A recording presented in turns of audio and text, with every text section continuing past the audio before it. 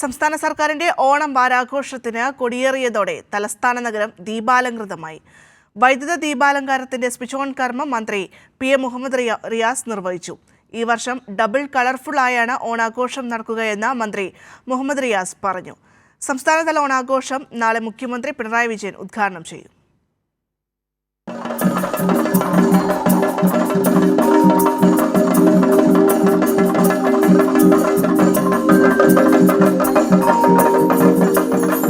സംസ്ഥാന സർക്കാരിന്റെ ഓണം വാരാഘോഷത്തിന് കൊടിയേറിയതോടെ 7 നാൾ നീണ്ട ഓണപ്പൂരത്തിനാണ് തുടക്കമായത്. ആഘോഷത്തിന്റെ ഭാഗമായി തലസ്ഥാന നഗരവും ദീപാലങ്കൃതമായി. കവടിയാർ മുതൽ മണക്കാട് വരെയാണ് വർണ്ണാഭമായ ദീപാലങ്കാരം ഒരുക്കിയത്. മുൻ വർഷങ്ങളേക്കാൾ ഡബിൾ കളർഫുള്ളായാണ് ഇത്തവണത്തെ ഓണാഘോഷമെന്നും എല്ലാ ജില്ലകളിലും ഓണാഘോഷം വിപുലമായ ആഘോഷമായാണ് നടത്തുകയെന്നും മന്ത്രി പറഞ്ഞു. 2025 നമ്മൾ വീണ്ടും ഡബിൾ കളർഫുള്ളായി ഓണാഘോഷം നടത്തുകയാണ്.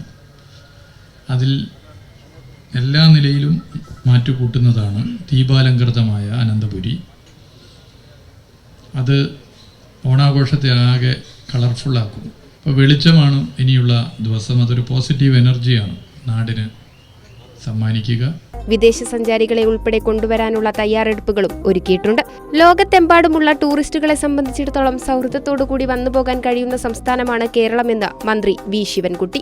വളരെ പ്രത്യേകതകൾ ഉള്ളതും ആവർത്തനം ഒഴിവാക്കിക്കൊണ്ടും ഗ്രീൻ പ്രോട്ടോകോൾ പൂർണ്ണമായി പാലിച്ചുകൊണ്ടുമാണ് ഇത് നടത്തുന്നതിന് വേണ്ടി തീരുമാനിച്ചിട്ടുള്ളത്. ലോകത്തെമ്പാടുമുള്ള ടൂറിസ്റ്റുകളെ സംബന്ധിച്ചിടത്തോളം സമാധാനത്തോടു കൂടിയും സൗഹാർദ്ദത്തോടു കൂടിയും ഒരു ഭയവുമില്ലാതെ വന്ന് പോകാൻ കഴിയുന്ന ഒരു സംസ്ഥാനം കേരളമാണ്. ഓണം ഭക്ഷ്യമേള, മീഡിയ സെന്റർ എന്നിവയുടെ ഉദ്ഘാടനവും നടന്നു. സംഗീത, നൃത്ത, വാദ്യഘോഷങ്ങളോടെ 9 വരെ വിപുലമായ പരിപാടികളോടെയാണ് ഓണം വാരാഘോഷം സംഘടിപ്പിക്കുന്നത്. അങ്ങനെ തലസ്ഥാന നഗരം ഓണം വൈബിലേക്ക് ഉണർന്നതോടെ വരും ദിവസങ്ങളിലും വിപുലമായ ആഘോഷ പരിപാടികളാണ് അരങ്ങേറുക. അജിത് കുമാറിനൊപ്പം മാനസ മനോജ്, കൈരളി ന്യൂസ്, തിരുവനന്തപുരം.